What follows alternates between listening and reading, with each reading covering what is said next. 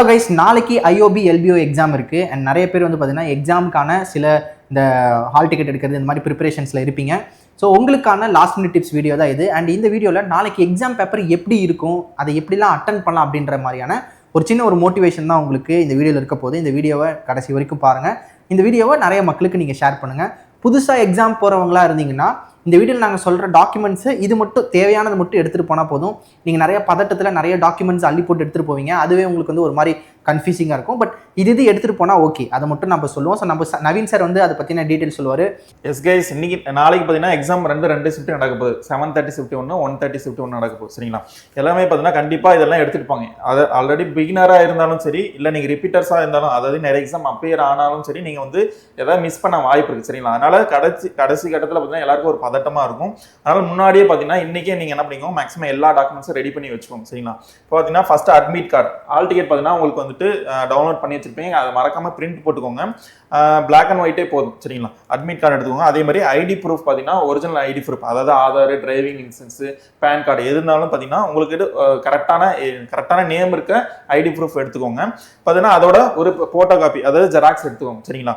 அடுத்து பார்த்தீங்கன்னா உங்களுக்கு ஒரு 3 ஃபோட்டோ எடுத்து வச்சுக்கோங்க. சரிங்களா? அவங்க எத்தனை கேட்டாலும் 2 கேட்கலாம், 1 கூட கேட்கலாம், எக்ஸ்ட்ரா கூட நீங்கள் 1-2 சேர்த்து கூட எடுத்துகிட்டு போயிருங்க. ஒரு 3 ஃபோட்டோ எடுக்கிற மாதிரி எடுத்துக்கோங்க. சரிங்களா? அதே மாதிரி கண்டிப்பாக மஸ்ட் பென் எடுத்துகிட்டு போயிருங்க. சரிங்களா? அங்கே போயிட்டு பென் எடுத்துகிட்டு போகல அப்படின்னு சொல்லிட்டு நீங்கள் அந்த கன்ஃபியூஷன்லாம் இருக்காதீங்க. அங்கே ஷாப் இருக்கா இல்லைன்னு தெரியாது.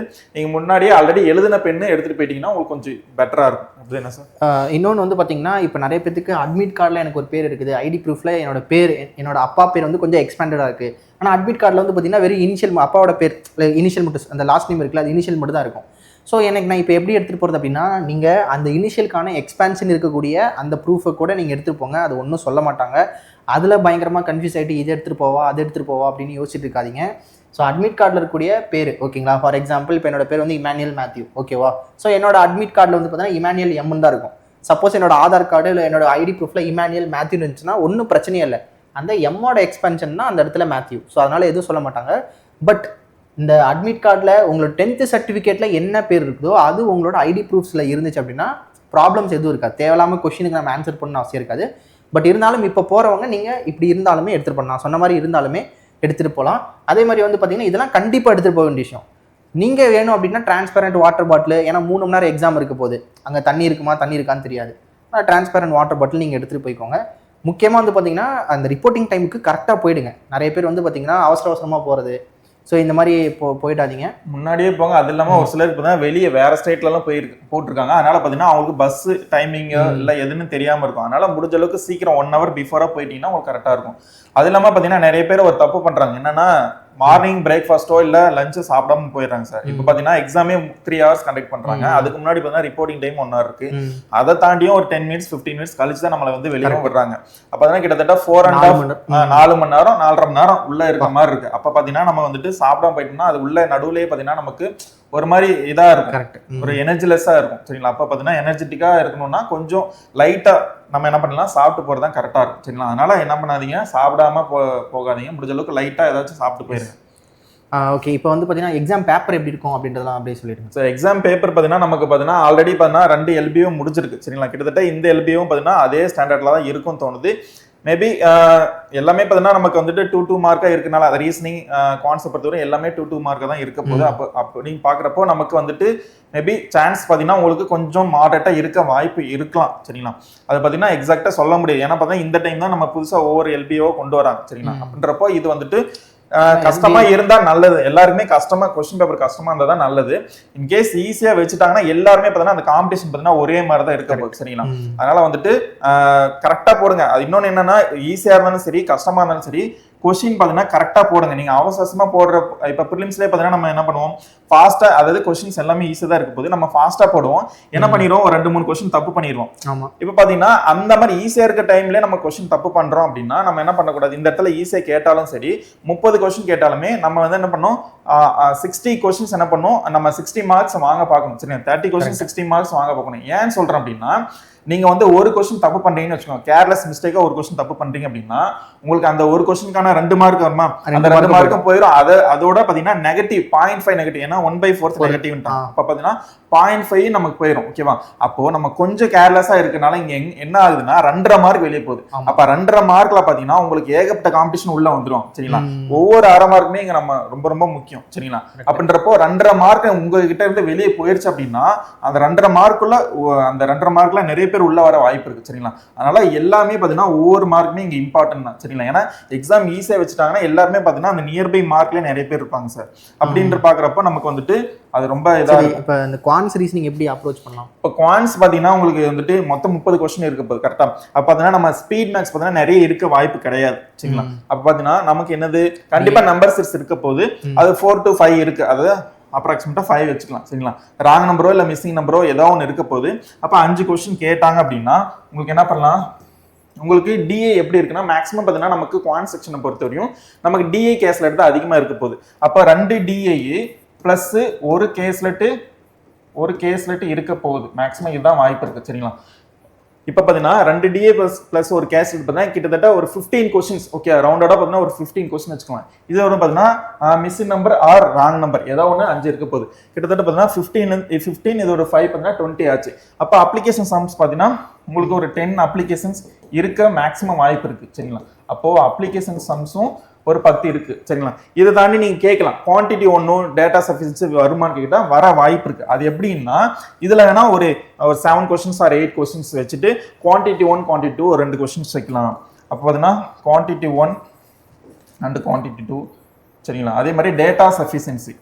அப்போ டேட்டா சஃபிஷியன்சி பொறுத்தவரையும் இதில் ஒரு 2 கொஸ்டின் இல்லை 3 கொஸ்டின் வாய்ப்பு இருக்குது. சரிங்களா? ஏன்னா நமக்கு வந்துட்டு எப்படி வேணால் மாற்றலாம். இப்போ பார்த்தீங்கன்னா கரெக்டாக டிஏல 5 கொஸ்டின் தான் வைக்கணும், கேஸ்லெட்டில் 5 கொஸ்டின் தான் வைக்கணும்னு கிடையாது. அவங்க என்ன பண்ணிடலாம் 3 கொஸ்டின்ஸ் இல்லை 4 கொஸ்டின்ஸ் வச்சிடலாம். அப்போ அந்த மாதிரி ஒவ்வொரு கொஸ்டின் இங்கே கம்மி பண்ணிட்டு நமக்கு என்ன பண்ணலாம் குவான்டிட்டி 1 குவான்டிட்டி 2 வைக்கலாம். சரிங்களா? அதே மாதிரி டேட்டா சஃபிஷியன்சியும் ஒரு 2-3 கொஸ்டின்ஸ் வர வாய்ப்பு இருக்குது. சரி, எப்படி அப்ரோச் பண்ணணும் அப்படின்னா ஃபர்ஸ்ட் நீங்கள் எந்த ஒரு ஈச் செக்ஷன் நீங்கள் ஓப்பன் பண்ணாலுமே நீங்கள் ஃபர்ஸ்ட் என்ன பண்ணணும், உங்களுக்கு பார்த்தீங்கன்னா 30 கொஸ்டின் வந்து பார்த்தீங்கன்னா லைன் பை லைனாக இப்போ குவான்ட் செக்ஷன் போறீங்க அப்படின்னா மொதல் கொஸ்டின் உங்களுக்கு இதெல்லாம் நீங்கள் என்னென்ன போட போறீங்களோ முன்னாடியே மார்க் அண்ட் ரிவ்யூ கொடுத்து வச்சுக்கோங்க. சரிங்களா?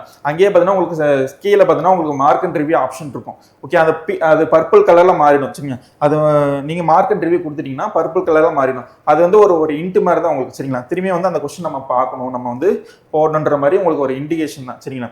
அப்போ என்ன பண்ணுறீங்க, எங்கெங்க என்னென்ன இருக்குன்னு சொல்லி நீங்க அப்படியே பார்த்து வச்சுட்டு மார்க் ரிவ்யூ கொடுத்துக்கோங்க. ஏன்னா மொதல் கொஸ்டின் வந்து 30 கொஸ்டின்ஸ் பாருங்க என்னென்ன கொடுத்துருக்காங்க அப்படின்ட்டு அதை பார்த்து வச்சுக்கோங்க. சரிங்களா? அதுக்கப்புறம் என்ன பண்றீங்க, வந்து நம்பர் 6 அட்டன் பண்ண போறீங்க. அதுக்கப்புறம் பார்த்தீங்கன்னா உங்களுக்கு என்னது இந்த குவான்டிட்டி 1 டேட்டா சஃபிஷியன்சி இதை பாருங்க எது ஈஸியா இருக்கு ஃபர்ஸ்ட் ஈஸியான கொஸ்டின்ஸ் எல்லாம் நீங்க பிக் பண்ணிட்டு அதுக்கப்புறம் பார்த்தீங்கன்னா இந்த டிஏ வாங்க. டிஏ பார்த்தீங்கன்னா உங்களுக்கு என்னது 2 டிஏல ஒரு டிஏ பார்த்தீங்கன்னா கொஞ்சம் ஈஸியா தான் இருக்க போகுது. ஓகேவா? இந்த 2 டிஏல எது பெட்டரா ரொம்ப ஈஸியா இருக்கோ அதை ஃபர்ஸ்ட் அட்டன் பண்ணுங்க. அதுக்கப்புறம் பார்த்தீங்கன்னா கொஞ்சம் மாடரேட் டிஏ அட்டன் பண்ணுங்க.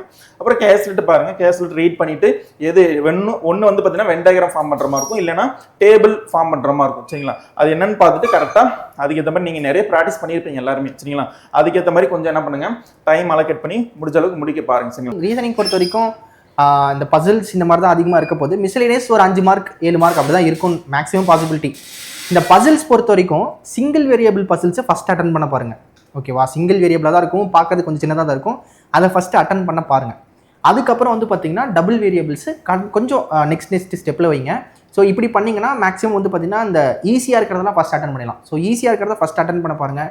இன்புட் அவுட்புட்லாம் ரொம்ப கன்ஃபியூசிங்காக இருக்குது அப்படின்னா ரொம்ப டைம் வேஸ்ட் பண்ணாதீங்க. ஸோ அதை கொஞ்சம் லாஸ்ட்டாக வச்சுட்டு எதெல்லாம் நம்மளால ஈஸியாக ஃபஸ்ட்டு போட முடியும், அப்ரோச்சபிளாக இருக்குதோ அதை ஃபஸ்ட்டு போட்டு முடிச்சிருங்க. ஸோ இங்கிலீஷ் பொறுத்த வரைக்கும் என்னன்னா சேம் ஃபஸ்ட்டு தெரிஞ்சதை மட்டும் அட்டன் பண்ணுங்கள். அப்புறம் கண்டிப்பாக ஆர்சி வந்து பார்த்தீங்கன்னா டூயபிளாக தான் இருக்கும். இந்த பேராஜம்பிள் எடுத்தவொடனே போய் உட்காந்து அதில் மாட்டி டைம் வேஸ்ட் பண்ணாதீங்க. ரீடிங் காம்ப்ரிஹென்ஷன் வந்து பார்த்தீங்கன்னா அட்டன் பண்ண பாருங்க. ஏன்னா அது வந்து நமக்கு பேராகிராஃபை படிக்கிறீங்க, அதுலேருந்து டிஃபைன் பண்ண ஆன்சர் தான் கேட்க போகிறாங்க. அப்போ ரீடிங் காம்ப்ரிஹென்ஷன் கண்டிப்பாக வந்து பார்த்தீங்கன்னா ஒரு குவாலிட்டி டைம் ஒரு 8 மினிட்ஸ் வந்து பார்த்தீங்கன்னா அந்த ரீடிங் காம்ப்ரிஹென்ஷனுக்கு கொடுத்துருங்க. ஏன்னா அப்போ தான் வந்து பார்த்தீங்கன்னா உங்களால் அட்டன் பண்ண முடியும். அப்புறம் எரர் ஸ்பாட்டிங் இதெல்லாம் ஈஸியாக தான் இருக்க போது, அதனால் அதுக்கேற்ற மாதிரி அட்டன் பண்ணுங்கள். கரண்ட் அஃபேர்ஸ் பொறுத்த வரைக்கும் தெரிஞ்சதை மட்டும் போடுங்க. ஓகேங்களா? சம்டைம்ஸ் உங்களுக்கு ஆப்ஷன் பார்த்தோன்னே கரெக்டாக தான் இருக்கும், உங்களோட சப்கான்ஷியஸ்லேருந்து அந்த ஆன்சர்ஸ் வரும் ஆட்டோமேட்டிக்காக, அதை போட்டுருங்க. ஓகேங்களா? சம்டைம்ஸ் வந்து பார்த்தீங்கன்னா இதுவா அதுவா அப்படின்ற கன்ஃபியூஷனில் போய் உட்காந்துடாதீங்க. நீங்கள் படித்தது கண்டிப்பாக வந்து பார்த்தீங்கன்னா அந்த இடத்துல கொஷினை பார்க்கும்போது ஆட்டோமேட்டிக்காக ஆன்சர் வரும், உங்களுக்கு பார்த்தோன்னே ஓகே இதுதான் ஆன்சர் அப்படின்னு தோணும். ஸோ அதை மட்டும் கரெக்டாக வந்து போட்டுட்டு வாங்க. ஸோ வெளியில் வந்தோடனே கரண்ட் அஃபேர்ஸ் வந்து நான் இவ்வளோ டஃப்பு, நான் இவ்வளோ போட்டுட்டேன், 20 போட்டேன், 25 போட்டேன் நிறைய சொல்லுவாங்க. அதெல்லாம் கேட்டு வெக்ஸ் ஆகாதீங்க. நீங்கள் கரெக்டான அட்டெம்ப்ட் போட்டிருக்கீங்க அப்படின்னா அதில் வந்து பார்த்தீங்கன்னா சாட்டிஸ்ஃபைடாக வாங்க, ஓகேங்களா? ரொம்ப கன்ஃபியூஸ் பண்ணி நீங்கள் மார்க்கை ரொம்ப நெகட்டிவில் போய் குறைச்சிட்டு வந்துடாதீங்க.